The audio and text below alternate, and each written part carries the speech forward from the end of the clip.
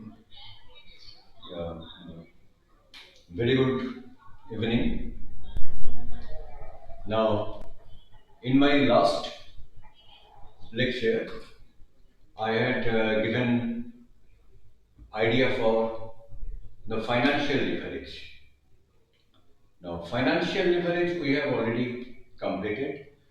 Just a recapitulation, that is when a company uses debt capital in their capital structure, then the company enjoys financial leverage.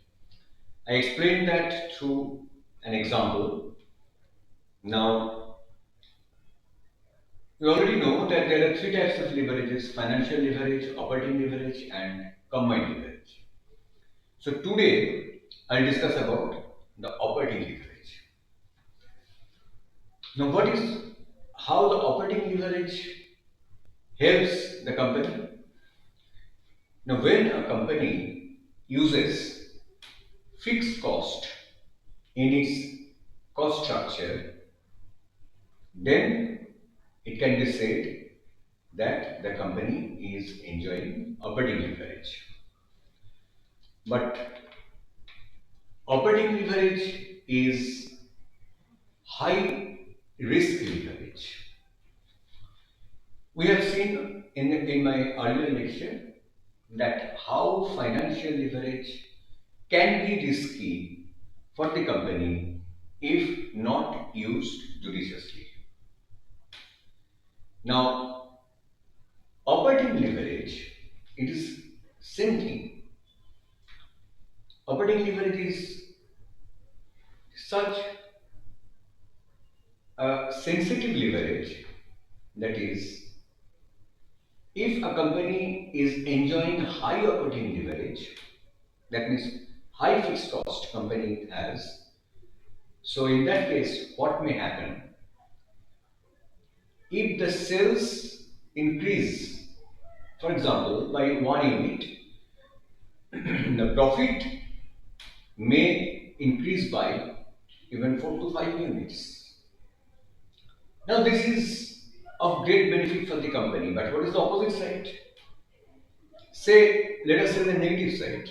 If the sales drop by 1 unit, similarly the profit drops by 4 to 5 units.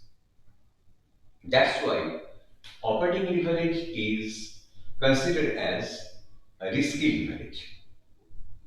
So, what is the formula for financial leverage? What we have seen in my earlier lecture, financial leverage is equal to EBIT, means operating profit, divided by EBT,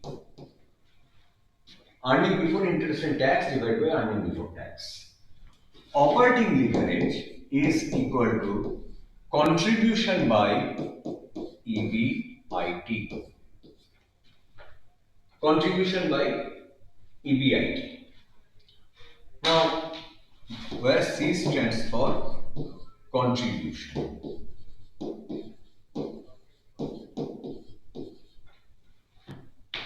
C stands for contribution. Now, to get an idea how operating leverage works. So let us take an example, mathematical example. So that is,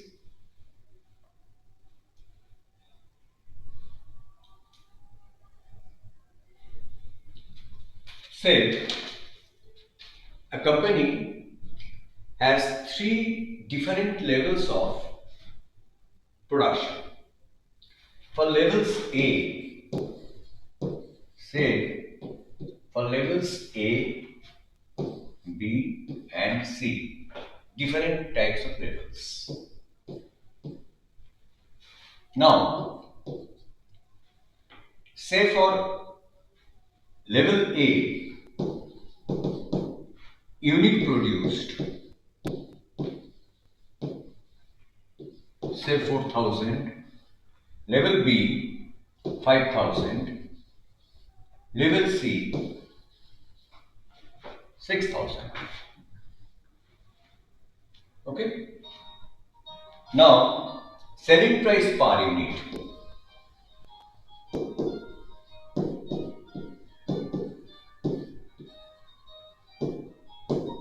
Say it is rupees 10.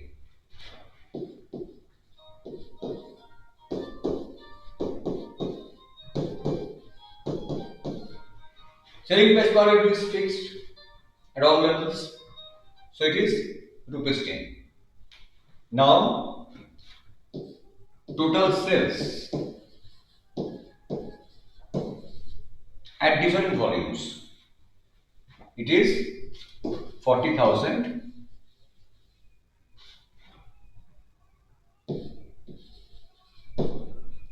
It is 50,000. It is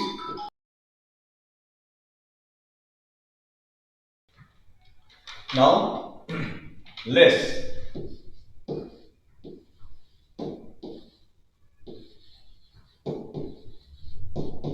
variable cost. So let us assume variable cost at the rate of rupees 6 per unit. So it is 24,000, 30,000 and 36,000. So contribution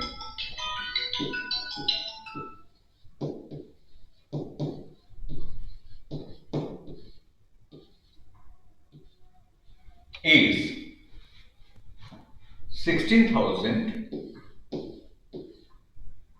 It is 20,000. It is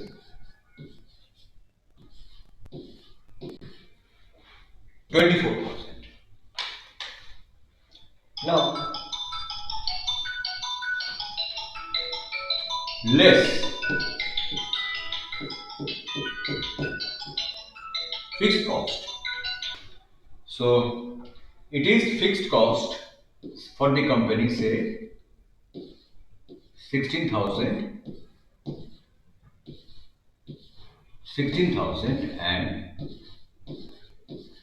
16,000. Fixed cost is fixed at all levels of production. Now,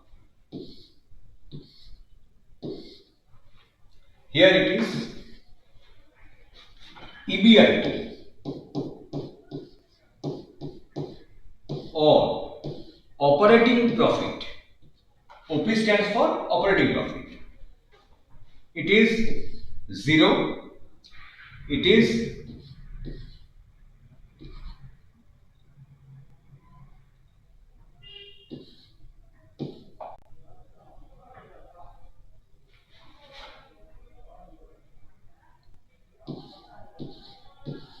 4,000 and it is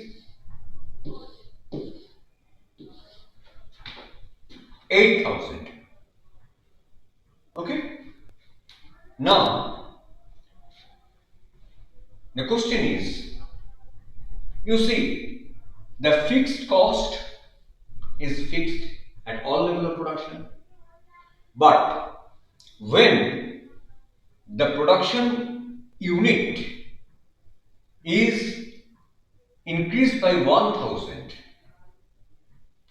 under level B and C, 1,000 and 2,000 each, means 1,000 jump at each levels.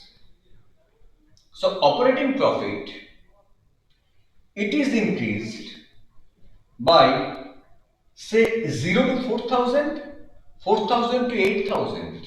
So for 1,000 increase in unit production, operating profit is increased by rupees 4,000 at level B and 1,000 further increase in unit production for level C. Operating profit is increased by further 4,000 rupees. That means comparing the original volume of production, the operating profit is gradually increasing in a margin of 4,000 for gradual increasing volume of production by 1,000 unit.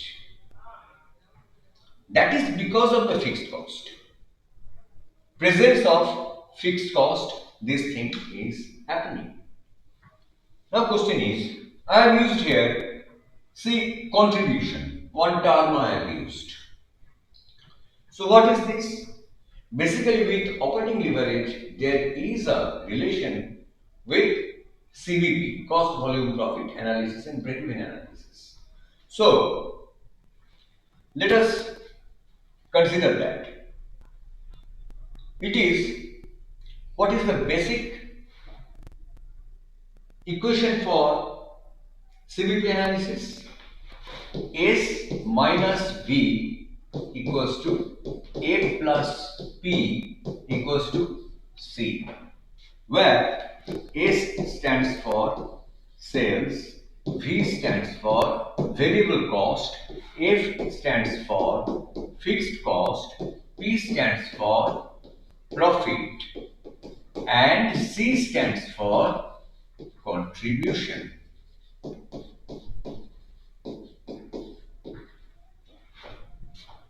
Now if you break up this formula, it is simply S minus V equals to C and A plus P equals to C.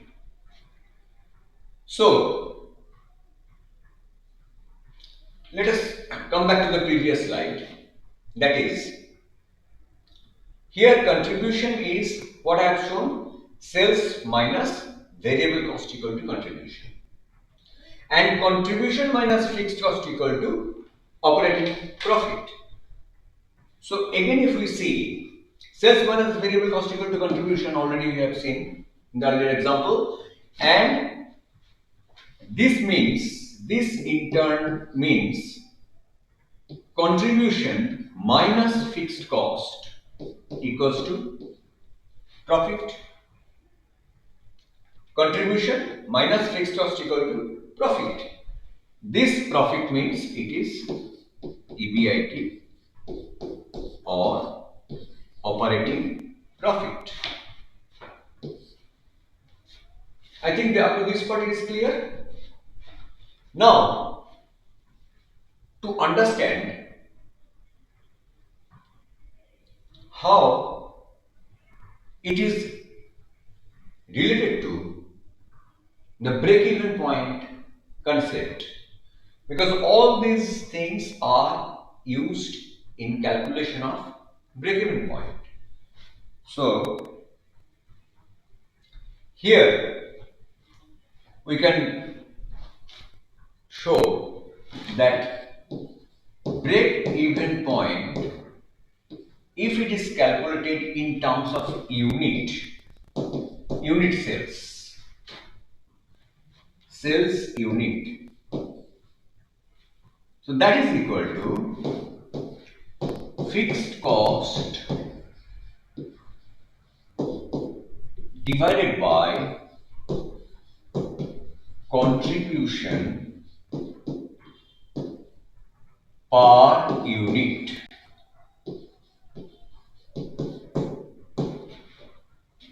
Since I am not delivering this lecture on break-even point, so just this much is sufficient. Okay, and BP can be calculated in terms of sales value also. Sales value also. So there the formula is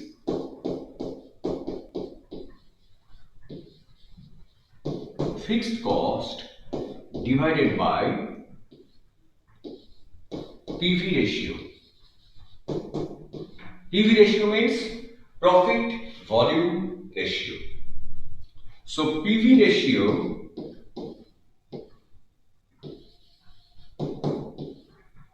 is equal to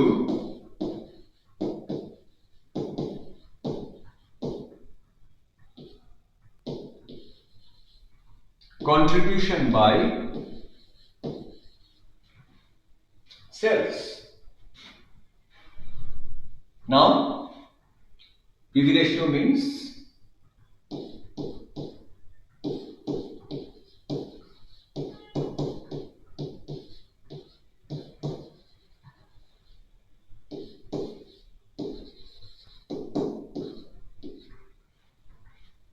ratio. So this is the additional part what I have told. Since this operating profit is related to the CVP, cost volume profit analysis, right? Now we have understood that financial leverage is as useful for the company as operating leverage. But excessive use of debt capital in the capital structure is very dangerous for the company. What we discussed on the earlier day, that is, if the company is not in a position for proper repayment, that is, if company's debt service coverage ratio is not ideal,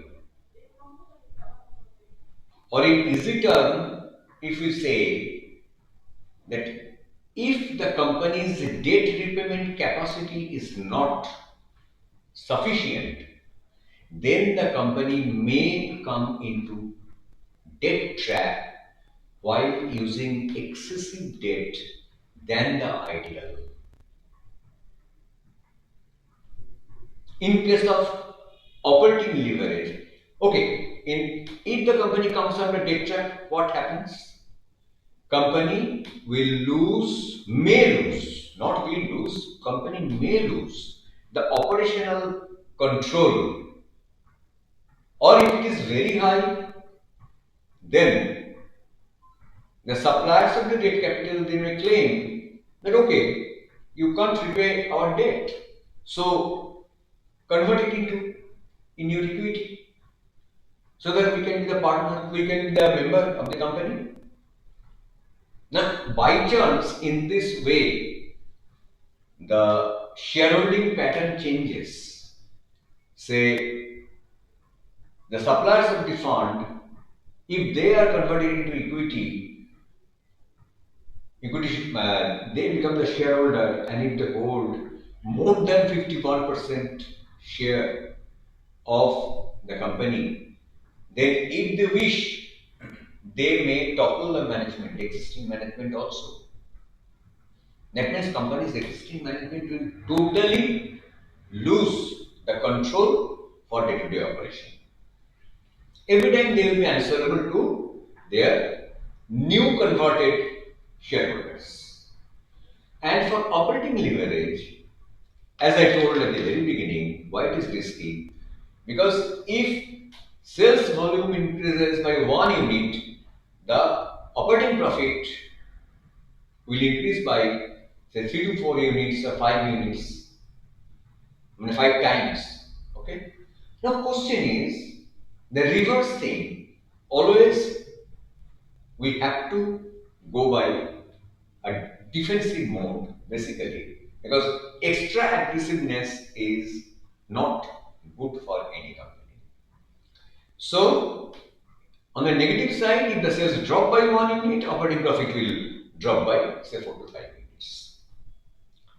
That means the very fundamental benefit of leverage the company will lose if they go for either extreme level of debt financing or extreme level of fixed cost in operation. That means if they go for very extreme level of financial leverage or operating leverage. So what is the way out? There should be a proper mix, a judicious mix of these two types of leverages. No company can be benefited without the leverage effect, both financial and operating leverage. But no company can take the risk of liquidation, right? By using the leverage is very high, either financial or operating. So it is told that the best way is to go by combined leverage.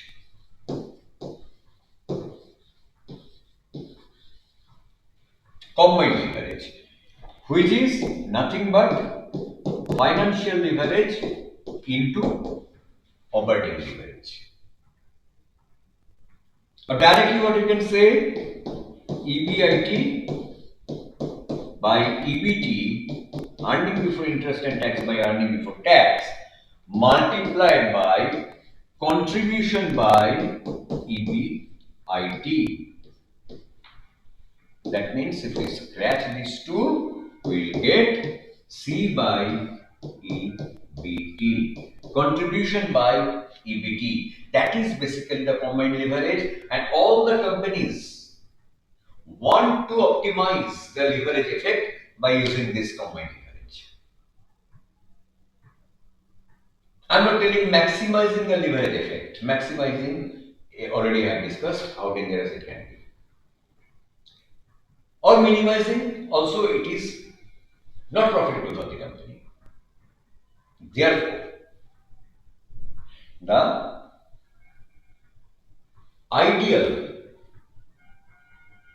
leverage application is judicious mix of financial leverage and operating leverage, and that is use of combined leverage to get the highest level of benefit either in terms of EBIT or in terms of EPS. In the financial leverage, we have seen from EBIT how we are calculating the EPS, earning per share. So, if the judicious mix can be played, the EPS will grow up as well as the company will be in a safe position. That is the total concept of leverage. Right? Now, in our next lecture, we will discuss about some other topic, maybe like working capital management or capital budgeting or cost of capital, various types of capital which is used by the company. And I'll expect that concept of leverage from my two discussions, it is clear that how it should be used, why it is dangerous, where it is beneficial. So, let us finish here and we will meet once again in my next lecture with some other financial topic. Thank you very much.